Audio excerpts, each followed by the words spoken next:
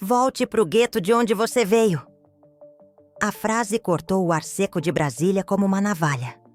O sol do meio-dia refletia nos vidros dos prédios do setor comercial sul. E por um instante, o tempo pareceu parar. O sargento Breno Torres, fardado, alto, pele avermelhada de sol e olhar frio, cuspia as palavras como quem despeja veneno. A mulher diante dele, negra, vestida com um moletom azul marinho da Universidade de Brasília, ficou imóvel. A saliva dele voou e caiu no tênis dela com um barulho úmido. A esquina, até então movimentada, congelou. 3 vendedores ambulantes pararam de empurrar os carrinhos. Um motoboy desligou a moto. E os celulares começaram a subir, um por um. Vocês acham que enganam alguém, né? Moletom de faculdade, carro importado. Breno disse rindo, enquanto o distintivo da PMDF brilhava no peito dele. Vocês acham que estão acima da lei? A mulher não respondeu. Pegou um lenço de papel e limpou o tênis, com movimentos lentos e firmes. O olhar dela não saiu do rosto dele. Vai chorar? Vai fazer mais uma denúncia inútil? A voz dele ecoou pelas fachadas dos prédios. Um segurança de banco olhou, mas não se aproximou. Uma mulher com crachá de repartição pública sussurrou. Meu Deus, ele tá perdendo o controle! É o seu veículo? Ele perguntou, batendo a prancheta contra a perna. Sim, senhor. Algum problema? O parquímetro venceu há 10 minutos. Ela apontou o visor. Ainda tem 15 minutos, sargento. Tá me chamando de mentiroso? Ele deu um passo à frente, a sombra dele engolindo os pés dela. A mulher respirou fundo. Só estou apontando o que o visor mostra. O sargento fechou o bloco de multas com força. O som ecoou seco, como um tapa. Boca esperta! Típico da sua laia. As palavras dele atravessaram o ar como socos. Um homem com um jaleco de oficina sussurrou. Grava isso, cara. Ela manteve a voz calma. Posso registrar o visor? Ele colocou a mão no coldre. Guarda esse celular. Agora! Ela obedeceu, lentamente. Um senhor que tomava café na padaria ao lado levantou-se. Era Dona Celina, 70 anos. Avental florido, rosto enrugado e firme. Ela pagou o parquímetro. Eu vi. Cuida da sua vida, vovó, antes que eu te multo por atrapalhar a fiscalização. Os olhos da idosa se estreitaram. Cuide da sua educação, meu filho. A mulher respirou fundo, tentando manter a calma. Sargento, posso saber o motivo da abordagem? Cheiro de maconha. Forte. Ela piscou surpresa. Eu não fumo, senhor. Nunca fumei. Desce do veículo. Ela saiu, mãos à vista. As câmeras gravavam. O sol refletia no distintivo dele e cegava quem estava do outro lado. Mãos no capô. Abre as pernas. Ela obedeceu. O metal quente do carro queimava as palmas das mãos. Ele começou a revistá-la com brutalidade. Bolsos virados, chaves, lenços e um batom rolaram até a sarjeta. Pega! Ele pisou numa nota de R$50. Abaixa e pega. Ela se curvou lentamente e as sombras dele se misturaram no asfalto. Abre o porta-malas. Eu não consinto com busca. Causa provável supera tudo. Ele arrancou as chaves da mão dela e abriu o porta-malas. Uma pilha de papéis e pastas caiu no chão. Entre elas, um envelope com o logotipo da Universidade de Brasília. Olha só, palestra sobre direitos constitucionais. Ele riu alto. Tá se achando professor agora? Eu sou. O riso dele morreu. Mas a arrogância permaneceu. Claro que é. E eu sou o governador. Do outro lado da rua, um jovem com mochila parou. Estudante. Isso é abuso. Breno virou o pescoço devagar. Quer ser o próximo? O garoto levantou o celular. Gravar a polícia é direito constitucional. Você quer aprender o que é desacato, garoto? Enquanto isso, a mulher manteve o olhar firme. Qual é o seu nome, sargento? Ele inflou o peito. Sargento Breno Torres, placa 4-215. Grava bem. Gravado está, respondeu ela sem baixar os olhos. O rosto dele ficou vermelho. Você tá resistindo à abordagem. Não estou resistindo, só tô falando. Cala a boca. Ele pegou o braço dela e torceu. Ela se desequilibrou e bateu o ombro no retrovisor. Ela não tá resistindo, sargento, gritou o jovem. Cala a boca, moleque. O sargento puxou as algemas. O clique ecoou como trovão. E foi nesse momento que algo no bolso traseiro da mulher chamou a atenção dele. Uma pequena carteira de couro. Ele a puxou sem pedir permissão. E isso aqui? Abriu. Um distintivo dourado refletiu o sol. Capitã Joana Ribeiro, Polícia Civil do Distrito Federal, Corregedoria. Por um instante, Breno ficou imóvel. A mão dele tremeu. Ela o olhou com calma. Algum problema, sargento? O silêncio durou 1 segundo. Depois, o impulso destruiu o resto da carreira dele. Ele cuspiu nela. De novo. O líquido escorreu pelo tênis dela, brilhando sob o sol. Um murmúrio coletivo percorreu a rua. Um motoboy gritou. Cuspir num superior é crime, otário! Mas Breno já não ouvia. A fúria tomava conta. Você acha que esse distintivo te faz melhor que a gente? Você deve ter dormido com alguém para conseguir isso. O parceiro que estava encostado na viatura finalmente se mexeu. Um rapaz jovem, farda limpa, rosto pálido. Cabo Miguel Duarte. Chega, sargento! Ela é da corregedoria. Eu reconheço ela. É a chefe da investigação de conduta. Breno virou-se com olhos de fera. Miguel, cala a boca! Agora! Ela é sua superior, senhor. O sargento empurrou o parceiro com força. Cala a boca! O som ecoou. A rua agora inteira gravava. Celulares por todos os lados. Foi quando ele pegou o rádio. Solicitando reforço. Policial sob ataque na quadra 302. Repito. Policial sob ataque. As pessoas começaram a gritar. Ela tá algemada, seu doido. Tá tudo filmado. Dona Celina saiu da padaria. Mentiroso! Eu vi tudo. Ele apontou para ela. A senhora tá presa também. Miguel se colocou na frente. Ninguém vai prender ninguém, senhor. As sirenes começaram a soar ao longe. E naquele instante, o que era apenas uma esquina virou o palco da ruína de um homem. A mulher ficou parada, algemada, o rosto sereno, o olhar fixo no sargento que cuspira nela. O sol refletia no crachá dourado no chão.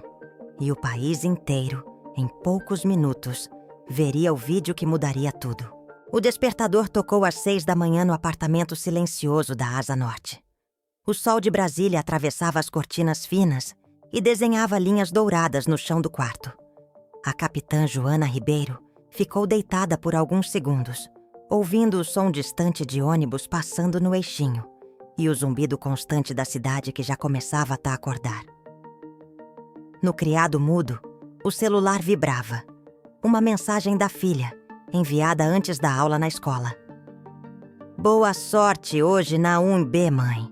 Tenho muito orgulho de você. Joana sorriu.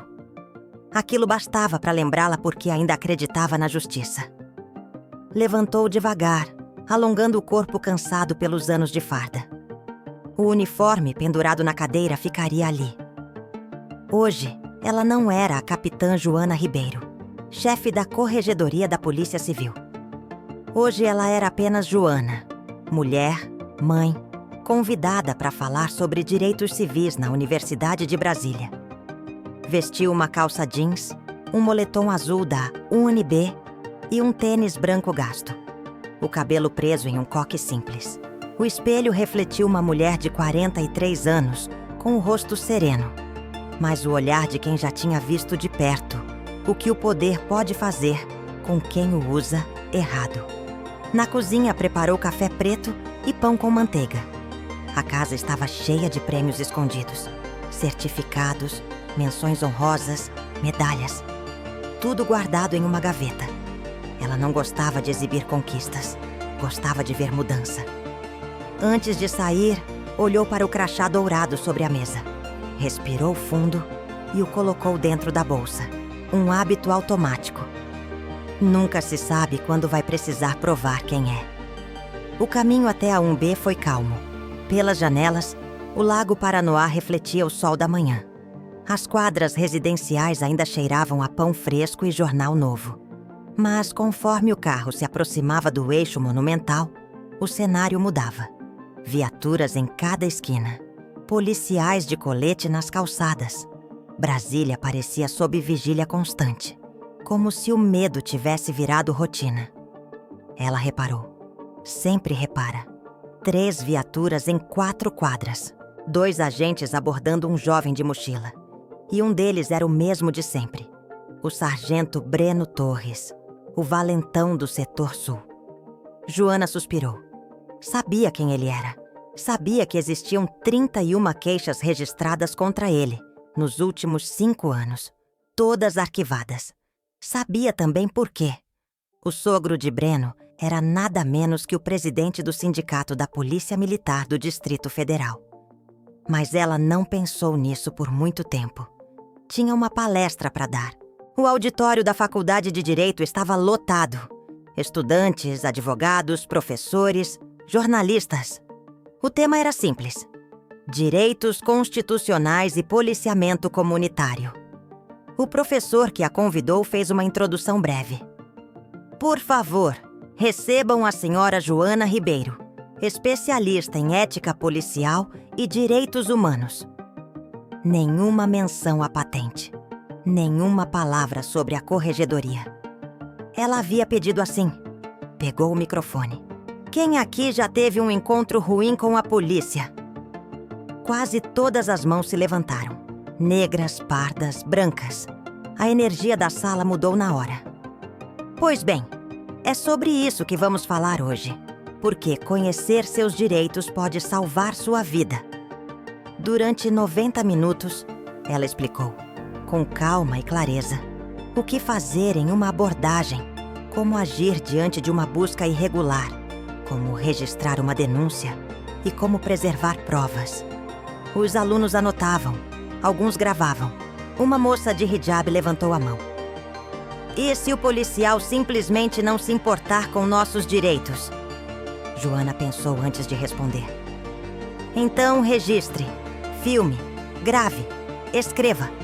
Faça o que for preciso para deixar um rastro. A verdade pode demorar, mas ela sempre encontra o caminho. E lembrem-se, dignidade é uma forma de poder. O auditório aplaudiu de pé. Mas no fundo, Joana sentia aquele desconforto que sempre vinha depois de palestrar. Ela sabia que lá fora, a teoria raramente sobrevivia ao primeiro grito de autoridade. Depois da palestra, foi até a padaria do Eixo, no setor sul. Um lugar pequeno, cheiro de pão quente e café passado na hora. Dona Celina, a dona, levantou os olhos do balcão e abriu um sorriso. Olha quem apareceu, a mulher mais ocupada de Brasília. Joana riu. Hoje é folga, vim me esconder do mundo. Então senta, café passado agora, do jeito que você gosta. Enquanto a fumaça subia da xícara, Dona Celina baixou o tom da voz. O sargento Breno passou aqui ontem. Multou 3 clientes de uma vez. Disse que era estacionamento irregular, mas todo mundo sabe que foi implicância. Todos negros. Sempre é.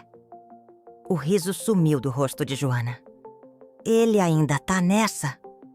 Tá pior. Anda se achando o dono da quadra. E ninguém faz nada. Dizem que o sogro dele protege até o erro. Joana olhou pro lado. Do outro lado da rua, viu o carro oficial dele, estacionado de forma desleixada, como se o espaço público fosse extensão da arrogância. Alguém precisa pará-lo, disse Dona Celina, limpando o balcão. Joana tomou um gole de café. Alguém vai. Às 11h45, ela pagou a conta e voltou para o carro. O Honda cinza, discreto, sem adesivos, sem nada que denunciasse o que ela fazia. Gostava de ser invisível. Mas quando chegou ao estacionamento, viu uma viatura bloqueando a traseira do carro. O sangue gelou e o nome na farda confirmou o pressentimento. Sargento Breno Torres. Ele encostava na lataria do carro dela, preenchendo o talão de multas com calma teatral. O rádio preso no ombro chiava, mas ele parecia gostar do som. Joana respirou fundo, segurando o celular no bolso. A pergunta dos alunos ecoou na cabeça dela. E se o policial não se importar com os nossos direitos? Ela estava prestes a descobrir. O sol refletia forte no vidro. E em algum lugar, talvez no céu, o destino começava a contar os minutos até a queda de Breno Torres. O relógio marcava meio-dia. O sol de Brasília queimava o asfalto como se o chão fosse feito de ferro. O vento morno carregava o cheiro de gasolina, pão quente e poeira vermelha. Joana estacionou o carro e respirou fundo. Queria resolver o mal-entendido rápido, talvez um equívoco. Mas o olhar de Breno Torres ao ver quem se aproximava dizia tudo. Aquilo não era um engano, era uma caça. O sargento não disfarçou o sorriso torto. Olha só, moletom da 1B. Achei que fosse uniforme de faxina. As pessoas à volta fingiram não ouvir, mas ninguém conseguia tirar os olhos da cena. Brasília aprendeu a olhar sem se meter. Todo mundo sabe o que acontece com quem discute com farda. Joana manteve o tom sereno. Sargento, o carro é meu. Está regular. O parquímetro ainda tem tempo. Breno fechou o talão de multas com um estalo seco. A senhora está discutindo ordem de autoridade? Não. Só tô informando um fato. Fato é o que eu escrevo, não o que a senhora acha. Um motoboy parou o veículo e ficou assistindo. Um rapaz com fone no ouvido tirou o celular do bolso. Joana viu.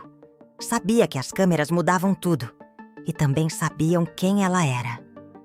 Posso registrar o visor do parquímetro para confirmar? Ela perguntou, mantendo as mãos visíveis. Pode guardar esse telefone. Agora. A voz dele subiu de tom. O tom de quem precisa do medo para se sentir vivo. Ela guardou o celular, mas o silêncio do gesto foi mais provocador que 1000 palavras. Desce do veículo, ordenou ele. Motivo legal?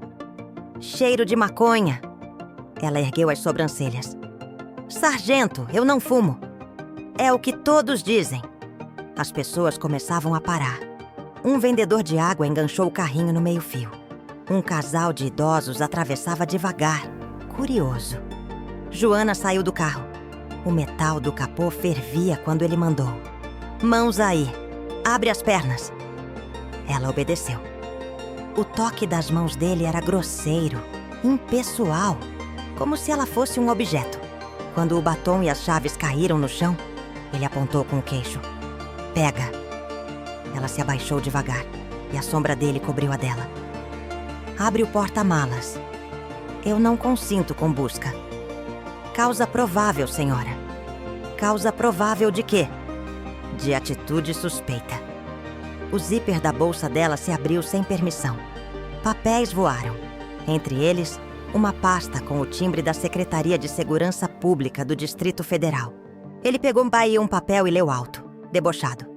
Palestra. Direitos constitucionais e abordagens policiais. Que ironia! A multidão murmurou. Joana manteve o olhar fixo. O senhor está sendo filmado. Melhor para mim, ele disse sorrindo. Assim todo mundo vê quem manda. O sol batia forte. As gotas de suor escorriam da testa dela e se misturavam ao pó do carro. Foi quando a voz de uma mulher atravessou o ar. Ela não fez nada! Eu vi tudo! Era Dona Celina, do outro lado da rua, pano de prato na mão, o coração acelerado. Breno virou-se. Cuida da sua padaria, velha! Cuida você da vergonha!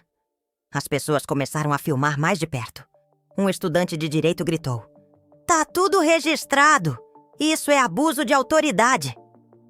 O sargento olhou ao redor como um animal encurralado. Querem todos ir para a delegacia? Joana sentiu o sangue pulsando nas têmporas. O que ela dizia em palestras agora ecoava dentro da própria mente.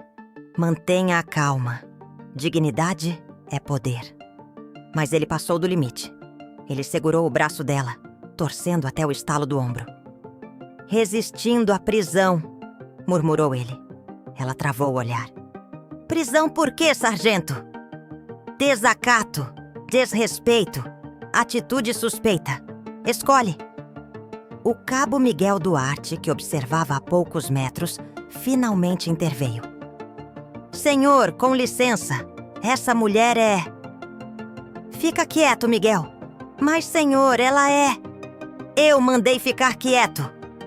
A voz explodiu, reverberando pelas vidraças da rua. A multidão recuou meio passo. O silêncio foi cortado apenas pelo barulho das chaves dele, batendo no carro. Ele puxou o rádio. Central, situação de risco. Policial sob ataque. Preciso de reforço urgente na 302 Sul. A reação foi imediata. Mentiroso! Alguém gritou. Tá tudo filmado. Outro respondeu. Dona Celina avançou um passo. Ataque? Ela nem encostou em você. Silêncio, senhora, ou a senhora vai junto. Miguel se colocou na frente dela. Ninguém vai prender ninguém, sargento. A mulher tá algemada. Cala a boca, Duarte! Ele cuspiu as palavras como quem arranca os próprios dentes. O rádio chiava.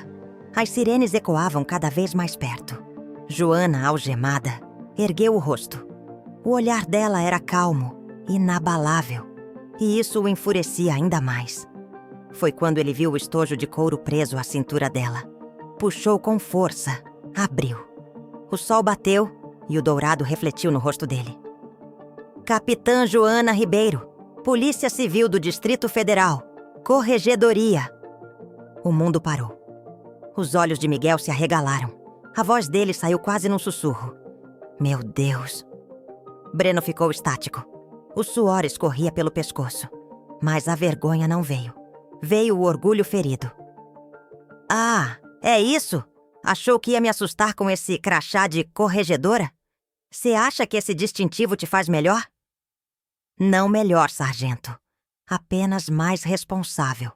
Ele deu um passo à frente, cuspindo mais uma vez. O líquido atingiu o tênis dela e escorreu. A multidão explodiu. Cuspiu nela! Meu Deus! Tá tudo filmado! Miguel encostou na viatura, tentando falar pelo rádio. Central, prioridade máxima. Temos agressão a oficial superior. Repito, agressão a oficial superior. Mas Breno o empurrou. Traidor! Tá com medo dela também? As sirenes se aproximavam. O som metálico das algemas tilintando parecia um relógio contando os segundos pro fim. Joana o observava em silêncio. Ele tremia. E naquele tremor, a farda deixou de ser símbolo de autoridade e virou apenas pano cobrindo a covardia. O primeiro giroflex surgiu no reflexo da vitrine da padaria. Dona Celina suspirou e fez o sinal da cruz. O vento vai mudar, ela murmurou. E mudou. O carro do tenente Andrade parou bruscamente. 4 policiais desceram. Um deles reconheceu Joana na hora. Meu Deus! É a capitã da corregedoria. Afasta o Breno! Agora! O rádio chiou mais uma vez. O eixo sul parou. E em menos de 2 minutos, Brasília inteira saberia o nome Breno Torres. Mas ele ainda não entendia o tamanho do que havia feito. Não sabia que as câmeras já estavam transmitindo ao vivo. Nem que o som da própria voz gritando "Cala a boca!" seria ouvido por milhões antes do fim do dia. As sirenes ecoavam como um trovão sobre o eixo sul. O som vinha de todos os lados. Viaturas, motos, um comboio inteiro cortando o trânsito como se fosse guerra. Os olhos de Breno Torres corriam de um lado a outro. O suor escorria do pescoço até o colarinho. O rádio chiava no ombro, mas ele não ouvia mais nada. O mundo dele, feito de gritos e obediência, e estava ruindo em câmera lenta. O primeiro carro parou com as rodas rangendo. O tenente Andrade desceu, seguido por 2 policiais fardados e uma mulher loira de terno simples, repórter de um canal local que por acaso passava pelo setor e começou a filmar ao vivo. O som da gravação já estava em rede nacional. Não havia mais como esconder. "Que bagunça é essa, Torres?" perguntou o tenente, a voz cortante. Breno tentou recompor a postura. "Senhor, situação de risco, suspeita de desacato, resistência." "Resistência?" O tenente o interrompeu, olhando para Joana, algemada e com o ombro machucado. "Essa é a capitã Joana Ribeiro, da Corregedoria." A frase caiu como uma sentença. Os policiais à volta recuaram instintivamente. Breno piscou, sem conseguir formar palavras. Eu não sabia, senhor. Ela não se identificou." Joana falou antes que ele terminasse. "Ele não perguntou. Ele decidiu." O público agora era uma plateia viva.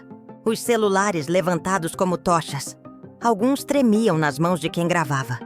Não por medo, mas pela consciência de que estavam testemunhando algo que ninguém acreditaria se não fosse filmado. O tenente fez sinal para o cabo Miguel. "Tira as algemas dela." Miguel obedeceu imediatamente, as mãos trêmulas.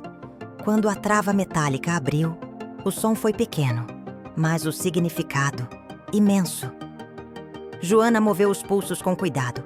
Marcas roxas começavam a aparecer. "Breno Torres", disse o tenente. "Você está suspenso imediatamente. Entregue sua arma e seu distintivo." "Tenente, com todo respeito, isso é um mal-entendido. Essa mulher me provocou, me desacatou, começou a filmar. Entregue sua arma e seu distintivo, sargento." O silêncio era absoluto. Nem os carros buzinavam. Breno hesitou por 2 segundos, mas a ordem veio de novo. Mais seca, mais firme. "Agora!" Ele tirou a pistola do coldre, colocou sobre o capô da viatura e com a voz embargada disse: "Vocês estão errando, tenente. Ela vai destruir todo mundo aqui." Joana cruzou os braços. "Não preciso destruir ninguém. O senhor fez isso sozinho." O tenente se virou para ela. "A senhora está bem, capitã?" "Fisicamente, sim. Moralmente, é o Brasil que está machucado." Dona Celina, que ainda observava da porta da padaria, enxugou uma lágrima com o pano de prato. O povo começou a aplaudir. Um aplauso hesitante no início, mas que cresceu como um coro, misto de alívio, raiva e esperança. Breno olhou ao redor, sem entender. "Vocês estão batendo palma pra quê? Isso aqui é um circo?" Um homem gritou do fundo. "Pra justiça, seu covarde!" E outro completou. "Pra mulher que você tentou calar!" O rosto de Breno ficou roxo. Ele deu um passo em direção à multidão, mas foi contido por Miguel. "Chega, sargento!" O tenente se aproximou dele e em tom baixo disse: "Você acabou de cuspir numa superior, mentir no rádio e expor a corporação inteira. O sindicato não vai te salvar dessa." O rádio do tenente chiou. "Central, confirmação de identidade. Vítima é a capitã Joana Ribeiro. Caso sob responsabilidade direta da Corregedoria." A repórter avançou um passo, microfone estendido. "Capitã, a senhora tem algo a dizer sobre o que aconteceu?" Joana olhou para a câmera, o sol refletindo nos olhos dela. A voz saiu serena, mas cortante. "Hoje um policial me cuspiu e mandou eu voltar pro gueto. E se eu não fosse capitã, talvez eu tivesse sido mais uma mulher humilhada em silêncio. Mas eu tô aqui para lembrar que farda não é licença para agredir. Autoridade não é permissão para humilhar." As palavras atravessaram a tela. Dentro das lojas, nas repartições, nos grupos de mensagem, o vídeo começava a se espalhar como fogo. Em menos de 10 minutos, a frase "Volte pro gueto de onde você veio" estava entre os assuntos mais comentados do país. Na delegacia da Asa Sul, O comandante-geral assistia em silêncio. Ninguém ousava falar. Um assessor comentou baixo: "Isso vai dar trabalho." O comandante respondeu: "Vai dar vergonha." De volta ao eixo sul, Breno já estava dentro da viatura, algemado. Desta vez, o som metálico não era de poder, era de derrota. Ele olhava pela janela, vendo os rostos curiosos, os celulares, os olhares que antes desviavam e agora encaravam. O medo mudou de lado. Do lado de fora, Miguel se aproximou de Joana. "Capitã, me desculpe por não ter agido antes. Ela interrompeu com um gesto gentil. "Você agiu quando pôde. E fez o certo. Isso é mais do que a maioria." Ele engoliu em seco. "Eu só queria ter impedido antes do tapa." "Ele não me bateu, Miguel. Ele bateu na dignidade do país." O sol começava a cair. O reflexo dourado nas janelas deixava a cena quase bonita. Uma beleza triste, daquelas que vêm quando a verdade, por fim, aparece. Naquela noite, os jornais exibiram o vídeo repetidas vezes. O país inteiro viu o cuspe, as algemas, a calma de Joana e o desespero de Breno. Em grupos de mensagens, uns diziam: "Ela provocou." Outros: "Finalmente alguém teve coragem." Mas pela primeira vez em muito tempo, a discussão era sobre responsabilidade, não sobre culpa. Enquanto isso, Joana estava sentada em casa, com o gelo sobre o ombro. O telefone não parava de tocar. Jornalistas, colegas, autoridades. Ela não atendeu. Apenas olhou para a filha, que assistia à matéria pela TV. "Mãe, você ficou com medo?" Joana respirou fundo. "Fiquei. Mas o medo não é o problema. O problema é deixar o medo mandar calar." A menina assentiu, e as duas ficaram em silêncio, ouvindo o noticiário. Na tela, a repórter dizia: "O caso da capitã Joana Ribeiro pode se tornar o símbolo de uma nova fase no combate à violência policial e ao racismo institucional." E assim começou algo que Brasília não via há muito tempo: esperança. Mas Breno Torres ainda não sabia o tamanho da tempestade que estava por vir. Na manhã seguinte, ele descobriria que sua carreira, sua influência e até o poder do sindicato do sogro não seriam o bastante para conter a maré. Porque agora, quem falava era o país. Na manhã seguinte, Brasília acordou diferente. O céu ainda era o mesmo, limpo, azul, cortado por linhas de avião. Mas havia algo novo no ar, uma mistura de indignação e esperança. Nos grupos de WhatsApp, nas rádios, nas telas do metrô, só se falava de um nome: Breno Torres, e de uma mulher, Capitã Joana Ribeiro. O vídeo estava em todos os lugares. "Volte pro gueto." "Cala a boca." O tapa no ar, o cuspe, o silêncio indignado da rua, o distintivo refletindo o sol. As pessoas assistiam, paravam, assistiam de novo, porque parecia inacreditável. Uma mulher negra capitã da corregedoria, humilhada em plena luz do dia, e calma o suficiente para transformar o ódio em prova. As emissoras reprisavam sem parar. No café da manhã, comentaristas dividiam opiniões como se estivessem jogando dados sobre o futuro do país. Alguns tentavam suavizar. Talvez o sargento estivesse estressado. Outros eram diretos. Não é estresse, é abuso. E tem cor.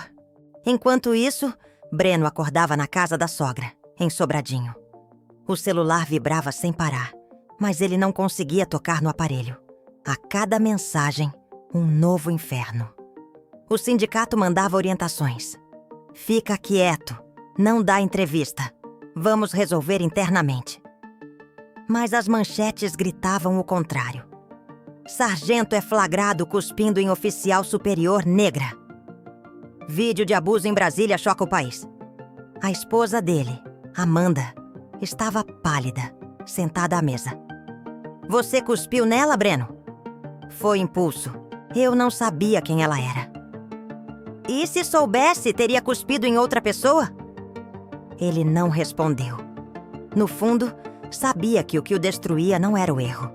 Era a certeza de que ele não achava que fosse um erro. Até agora. Às 9h30, a corregedoria emitiu um comunicado oficial. O sargento Breno Torres está afastado por tempo indeterminado. Será investigado por agressão, conduta indecorosa, abuso de autoridade e violação de direitos humanos. Na mesma hora, o telefone do sogro dele tocou no gabinete da Associação dos Policiais do DF. Precisamos resolver isso antes que vaze mais. Já vazou. Enquanto os bastidores ferviam, Joana estava em casa, cercada de plantas e silêncio. A filha, sentada ao lado, acompanhava a enxurrada de notícias pela TV. A jornalista falava com tom de urgência. Fontes confirmam que a capitã foi a responsável por reabrir 27 investigações engavetadas contra o mesmo sargento, todas arquivadas misteriosamente. Joana manteve o olhar fixo no nada. Eles acham que vão me calar, mas agora é tarde demais. O telefone tocou. Era o chefe da Polícia Civil. Joana, o governador quer te ver. Agora. O palácio do Buriti parecia maior do que nunca. Seguranças, câmeras, assessores com fones de ouvido. Ela entrou de cabeça erguida, o blazer simples contrastando com o ar tenso da política. O governador a recebeu em pé. Capitã, o caso tomou proporção nacional. Temos gente em São Paulo e no Rio pedindo sua cabeça, e outros pedindo que você vire ministra. Joana respirou fundo. Com todo respeito, eu não tô aqui pra política. Tô aqui pra justiça. E é exatamente por isso que esse caso vai definir muita coisa. O assessor interrompeu. A imprensa quer uma entrevista coletiva.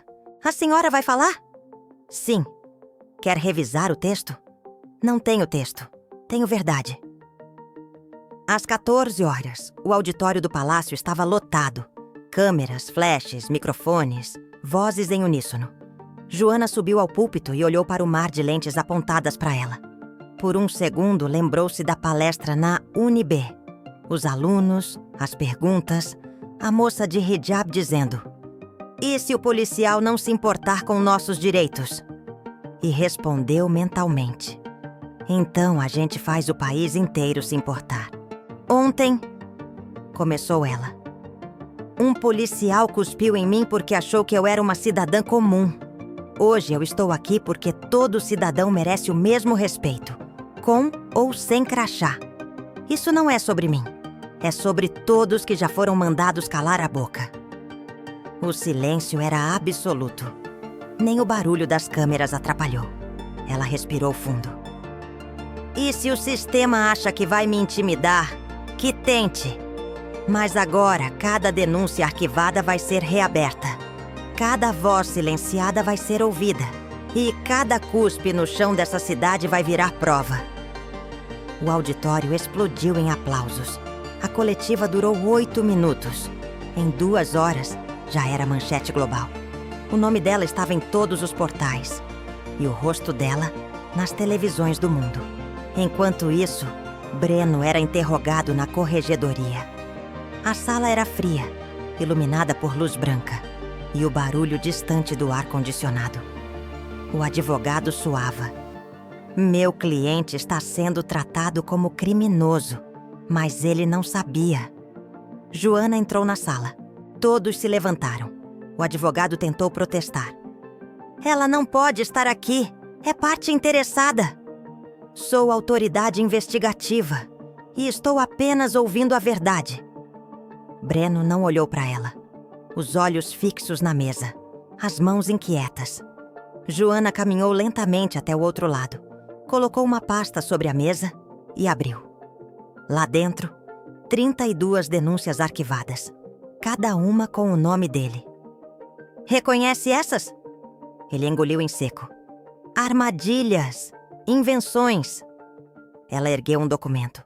Mulher de 62 anos, Dona Dalva, empurrada contra uma parede. Testemunhas, 3. Provas, vídeo, arquivado por falta de indício. Virou a página. Rapaz de 17 anos abordado e revistado sem motivo. Queixa rejeitada porque não havia gravação. Sabe o que mudou, sargento? Agora há gravação. Ele fechou os olhos. Foi um momento. Eu perdi a cabeça. Não foi um momento. Foi um padrão. O advogado tentou interromper, mas Joana o silenciou com um gesto. Você me perguntou se eu achava que meu distintivo me fazia especial. Agora eu te respondo. Ele me dá a obrigação de não deixar o seu poder continuar machucando ninguém. Do lado de fora, os jornalistas cercavam a entrada. Capitã, o que vai acontecer com ele? Joana respondeu sem parar de andar. O que acontece com qualquer criminoso? Ele vai responder. Naquela noite, o Ministério Público anunciou que abriria uma investigação não apenas sobre Breno, mas sobre o sindicato e sobre todos os casos arquivados nos últimos 5 anos. O sogro dele, o coronel aposentado Álvaro Nogueira, foi intimado a depor. Nos bastidores, tentativas de acordo começaram. Joana, vamos resolver entre nós, sem escândalo. Você ganha uma promoção, ele se aposenta. Ela recusou. Eu não quero promoção, quero padrão. Enquanto isso, as ruas se enchiam de cartazes. Não mande calar a boca. Justiça tem nome, Joana Ribeiro. Nem toda heroína usa farda, mas essa usa. Em poucos dias, o caso saiu de Brasília e foi parar em São Paulo, Salvador, Recife, Porto Alegre. Movimentos sociais, juristas, artistas, todos repercutindo o que chamavam de o eco do cuspe.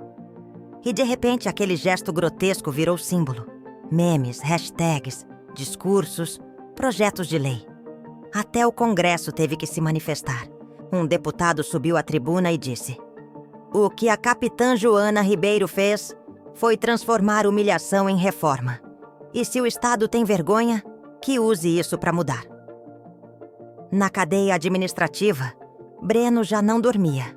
O advogado avisou. Vão te processar por violação de direitos humanos. E o vídeo vai ser usado como prova principal. Prova? Ele respondeu rindo amargo. A prova é o que o país quer ver. No fundo, ele sabia. Já estava condenado. Não só pela lei, mas pela história. Joana, por outro lado, estava sentada na varanda de casa, observando o céu de Brasília escurecer devagar. A filha trouxe uma xícara de chá e sentou-se ao lado. Mãe, valeu a pena? Vale sempre, filha, mesmo que doa. Ela olhou para as luzes distantes do Congresso, pequenas e imóveis. Alguns ainda acham que justiça é vingança. Mas para mim, justiça é o começo de um novo tipo de ordem. E pela primeira vez em muito tempo, sorriu. Porque sabia que o fim daquela história não seria dela. Seria do país. O dia do julgamento amanheceu seco e claro. Brasília parecia lavada depois da tempestade, mas a tensão seguia no ar como aquele calor que não passa. Na porta do fórum, câmeras, carros de transmissão, repórteres com o microfone na mão. Do outro lado da rua, cartazes. Não mande calar. Justiça para todos. Lei é para todos, farda também. A cidade inteira olhava para o mesmo prédio, como se a justiça tivesse escolhido uma data e um CEP. Breno Torres chegou algemado, cabeça baixa, terno emprestado que não parecia dele. A esposa não veio. O sogro, o coronel aposentado Álvaro Nogueira, ficou a 3 passos, cercado de advogados, olhando para qualquer lugar que não fosse a porta do tribunal. De tempos em tempos, alguém o chamava de o verdadeiro chefe. Ele fingia não ouvir. Lá dentro, a sala estava cheia. No banco da frente, Dona Celina segurava a bolsa no colo com as 2 mãos. Ao lado dela, o estudante de direito que citou a Constituição. O trabalhador da obra que subiu na barreira. A mãe do bebê, agora mais calma, com o cabelo preso numa presilha azul. E mais gente que ninguém conhecia pelo nome, mas que todos reconheciam como As testemunhas. Eles eram à rua, sentadas solenemente em cadeiras de madeira. A juíza entrou, bateu o martelo uma única vez. O burburinho morreu. O Ministério Público começou. O promotor abriu uma pasta que não acabava nunca. Vídeos, relatórios, registros de chamados, cópias de queixas arquivadas. A narrativa era simples e demolidora. Não era um erro, era um padrão. Em 5 anos, disse o promotor, o réu realizou centenas de abordagens ilegais, com um recorte racial evidente, violando direitos básicos, fabricando justificativas como cheiro de maconha e atitude suspeita. Tudo isso protegido pela influência do sindicato. A cidade conheceu o padrão pelo vídeo. Nós trazemos agora as provas. Entraram os vídeos, exibidos num telão portátil. O cuspe, o volte pro gueto, o pedido falso de reforço, a tentativa de prisão de quem filmava. Depois, os outros registros. Um idoso empurrado contra o muro, um jovem barrado no próprio bloco, porque não parecia morador. Uma moça revistada na frente de desconhecidos só porque estava com pressa. As imagens iam e vinham como ondas, e a sala ficava menor a cada testemunho. Chamaram o cabo Miguel. Ele andou até o centro com o passo pesado de quem sabe o preço da verdade na corporação. Jurou dizer a verdade. Olhou para a juíza, para o promotor, para Breno e depois para Joana, que estava sentada na lateral, imóvel. Eu tentei parar, meritíssima, disse Miguel.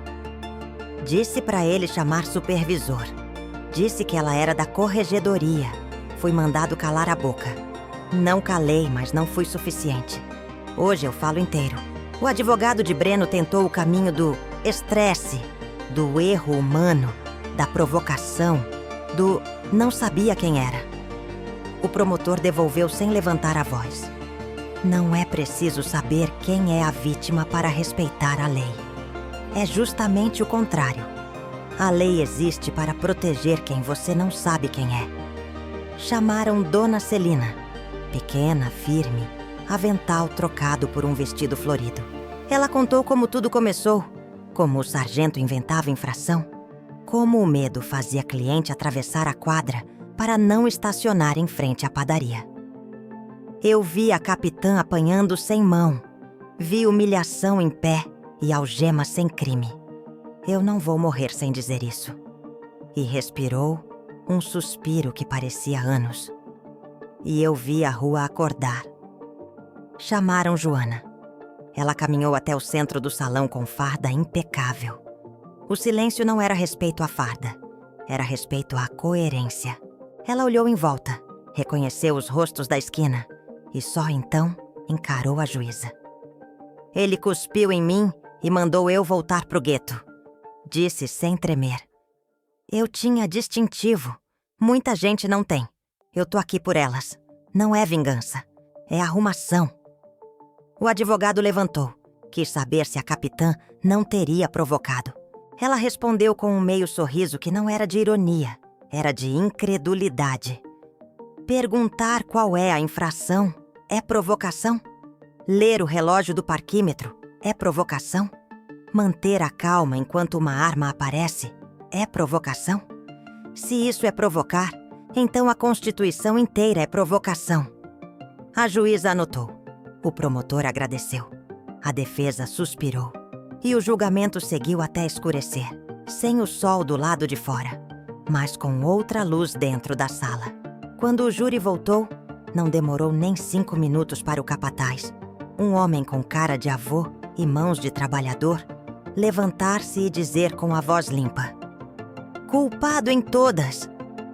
O ar saiu do peito de todo mundo como se alguém tivesse destravado uma janela. Breno desabou na cadeira. O advogado colocou a mão na testa e contou até 10, sem convicção. O sogro fechou os olhos e entendeu que o telefone tocaria sem parar por dias. E não haveria discurso que resolvesse. Na sentença, a juíza foi clara como água limpa. O senhor traiu seu juramento. Escolheu a força sem lei, o medo como ferramenta e o preconceito como filtro. O Estado não pode ser cúmplice de quem usa a farda para humilhar. Condeno o réu à pena privativa de liberdade pelos crimes de abuso de autoridade, lesão, falsidade ideológica em comunicação de ocorrência, violação de direitos e determino a perda da função pública. Bateu o martelo, uma vez só, definitiva. No dia seguinte, a operação chegou ao sindicato. Mandados, busca, apreensão, documentos que explicavam como tantas denúncias tinham virado pó. O coronel aposentado, sogro de Breno, saiu algemado. Uma foto, 2 manchetes e uma frase que correu a cidade. Tem gente que confundiu proteção institucional com capa de invisibilidade. A repercussão disparou outra coisa. A proposta de lei que nasceu do corredor apertado da Corregedoria e virou pauta nacional. Chamar de Lei Ribeiro começou como apelido na imprensa, mas ficou oficial. O texto era simples e duro. Toda denúncia de abuso policial registrada por cidadão, com ou sem vídeo, deve ser obrigatoriamente registrada em sistema público, com protocolo visível e trilha de auditoria. Câmeras corporais são padrão obrigatório, com vedação técnica a desligamento manual em serviço externo, sob pena de falta grave. Qualquer tentativa de coagir testemunha ou de forjar ocorrência vira crime funcional com pena agravada. Conselho externo e independente, com participação de sociedade civil, para avaliar casos de abuso, com poder para recomendar demissões e encaminhar à promotoria. Canal direto para vítimas, com atendimento psicológico, defensor público e medida protetiva quando necessário. A lei passou com uma velocidade que assustou quem está acostumado com o tempo da política. O país tinha urgência. E quando o país tem urgência e prova, até o debate vira reta. Joana não fez discurso no Congresso. Não precisava. A imagem dela na padaria, semanas depois, tomando café com Dona Celina, dizia mais que qualquer pronunciamento. Uma mesa, 2 xícaras, um cartaz discreto na parede. Aqui a gente atende com respeito. E é atendido com respeito. A Polícia Civil passou meses implementando protocolos. Um aplicativo novo, simples, desenhado do zero. Denúncia já. Botão grande, filmagem nativa, geolocalização, protocolo automático, espelho em nuvem, acesso da Defensoria, aviso à Corregedoria. 3 toques e a rua ganhava um advogado portátil. Os números começaram a mudar. Menos abordagens arbitrárias. Mais resposta rápida. A curva dos casos sem investigação caiu. A curva das expulsões por desvio subiu. E no meio das curvas, uma coisa que não cabe em gráfico. A sensação de que, pela primeira vez, a farda e a rua falavam a mesma língua. A língua da regra. Miguel virou instrutor interno. Deu aula para novatos. E não ensinava só procedimento. Ensinava postura. Em uma das primeiras turmas, um aluno perguntou: "Sargento, e se o colega mais antigo mandar calar?" Miguel respondeu sem levantar a voz: "Você diz não." E liga a câmera. A nova fase trouxe resistências. Teve quem reclamasse do excesso de controle. Teve quem dissesse que a polícia foi amarrada. Mas toda vez que alguém dizia isso, outro lembrava: quem trabalha direito não tem medo de câmera. Na 1B, Joana voltou para outra palestra. O auditório lotou antes de abrirem as portas. Muita gente ficou nos corredores, encostada na parede, ouvindo sem ver. Ela entrou com um moletom cinza e um tênis limpo. Não veio com farda. Não precisava. "Não existe milagre", ela começou. "Existe regra. E existe gente que se recusa a deixar a regra virar papel. Eu não vim aqui contar vitória. Vim dizer que o padrão agora tem vigia." Uma aluna levantou a mão. "E quando o coração apertar, vale a pena continuar?" O coração sempre aperta. E é bom que aperte, respondeu Joana. Aperto é sinal de que a gente ainda sente. Quem não sente, não protege. Nas semanas seguintes, outras cidades copiaram o sistema. Replicaram a lei, adaptaram o aplicativo, formaram conselhos. Não era uma revolução de gritos. Era de planilhas, prazos, protocolos, câmeras, relatórios, audiências públicas. O tipo de mudança que não dá manchete todo dia, mas apaga incêndio antes de virar tragédia. Breno cumpriu a pena em unidade federal. Trabalhou na cozinha. Escreveu cartas sem resposta. Num depoimento final para cumprir formalidade processual, pediu desculpas, não para a câmera, para o papel. E o papel, dessa vez, não perdeu. 1 ano depois, o eixo sul estava igual. Mesma calçada, mesmo vento seco, mesmas árvores magras com folhas duras. Diferente era o jeito de andar. Gente atravessando sem olhar por cima do ombro o tempo todo. Um carro de polícia parou.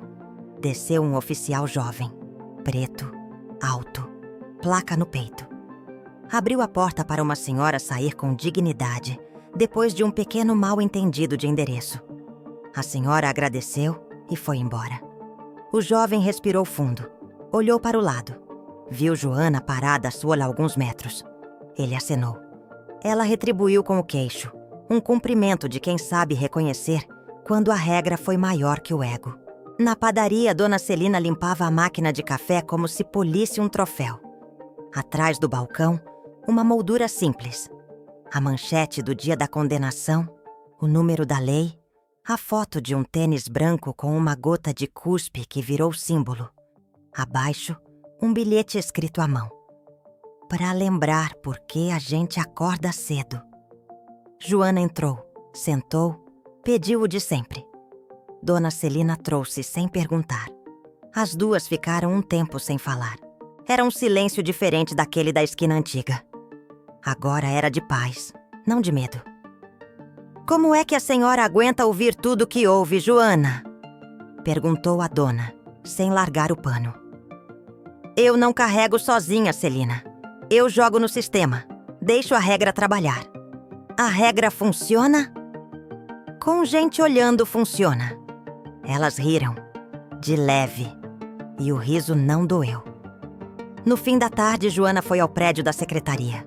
Uma sala nova, pequena, com 3 telas na parede. Nelas, mapas, protocolos, prazos. Um técnico mostrou os dados. Capitã, desde a lei, 78% das denúncias têm resposta em até 72 horas. O índice de abordagem sem registro caiu pela metade. E a taxa de confiança da população na polícia subiu 22 pontos. A gente não trabalha para aplauso, ela respondeu. Mas confiança é combustível. A senhora foi convidada para falar na ONU, sabia? Não é sobre mim. Mas vão chamar pelo seu nome. Então eu vou e levo o nome de todo mundo que segurou o celular naquele dia. Ele sorriu. Ela também. Antes de ir embora, Joana passou na sala de formação. Miguel terminava uma aula para novatos. Ela entrou sem alarde, ficou ao fundo, ouvindo. Não é vergonha corrigir colega, dizia ele. Vergonha é achar que colega acima da regra não existe. O distintivo não é um escudo para humilhar, é um lembrete de limite. Os jovens anotavam, alguns com a mesma caneta que tinham usado no ensino médio, outros com tablet, todos com a câmera no peito. Uma geração inteira começando o trabalho com olhos na rua e olhos em si. Na saída, Miguel alcançou Joana no corredor. Ainda dói voltar naquele dia? Dói menos quando eu passo aqui, ela disse, apontando para a sala. Sabe o que eu mais repito para a turma? Que dignidade é uma tecnologia. A gente instalou. E não tem como desinstalar. Eles riram e seguiram. À noite, Joana voltou à Asa Norte. A casa tinha cheiro de comida simples e roupa limpa. A filha estava no sofá, livro aberto, fones no pescoço. Mãe, me ajuda numa redação? Tema? Quando a rua vira sala de aula. Eu tenho história. Sentaram, caneta e papel. Joana contou o começo com as mesmas palavras de um ano atrás. Volte pro gueto de onde você veio. E a filha interrompeu. Mas essa história não é sobre quem mandou. É sobre quem não foi. É isso. Escreveram juntas até tarde. No final, a menina perguntou. Você tem medo de que tudo volte a ser como era? Joana demorou até um segundo. Não porque não soubesse a resposta, mas porque queria que ela ficasse no ar, como uma promessa. Não enquanto tiver gente gravando e gente respondendo. Deitou mais tarde, a cabeça leve e o corpo cansado. No criado, o distintivo, não sobre a mesa do dia a dia, mas na gaveta que guarda as coisas de valor. A gaveta que só abre quando é preciso. Antes de apagar a luz, o celular vibrou. Era uma mensagem do grupo de trabalho. Protocolo 412 encerrado. Abordagem corrigida. Pedido de desculpas formal entregue. Denúncia arquivada com satisfação da vítima. Ela fechou os olhos. Não era vitória. Era funcionamento. No domingo seguinte, a praça em frente à UNB recebeu um evento simples. Roda de conversa com mães, jovens, guardas, policiais. Sem palco, sem trio elétrico, sem discurso. Cada um dizia o que precisava dizer, sem gritar. Alguém perguntou se a capitã ia falar. Ela disse, não. Preferiu ficar ouvindo, encostada numa árvore, segurando um copo de água.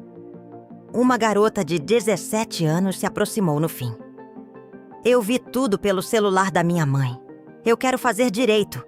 Queria te dizer isso. Então faz, respondeu Joana. E se um dia tiver que dizer não para alguém que manda muito, diz e liga a câmera. A menina sorriu. Foi embora leve, como se tivesse guardado uma senha. O tempo passou um pouco mais. Os jornais mudaram de assunto, como sempre mudam. A cidade voltou à rotina. Mas toda vez que uma viatura parava, um reflexo novo acontecia. Um policial ajeitava a câmera, um cidadão levantava o celular sem medo, um protocolo nascia na nuvem, um número entrava na planilha. Invisível a olho nu, mas visível para quem importa. Quem pode sofrer na esquina? A última imagem é simples. Um tênis branco pisa na mesma calçada do eixo sul. Limpo. O sol bate no cadarço. Ao fundo, a padaria do eixo abre a porta de vidro. O sino toca. O cheiro de café sai para a rua como abraço.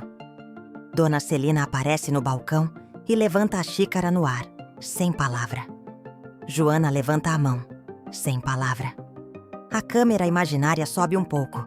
Pega o trânsito fluindo. As árvores duras tremendo com o vento. A cidade seguindo com o barulho normal de segunda-feira. E você que ouviu essa história até aqui, sabe. Não foi milagre. Foi gente. Foi câmera. Foi regra. Foi a rua que decidiu que não ia voltar pro gueto de onde mandaram. Foi a rua que virou autoridade quando a autoridade esqueceu a rua.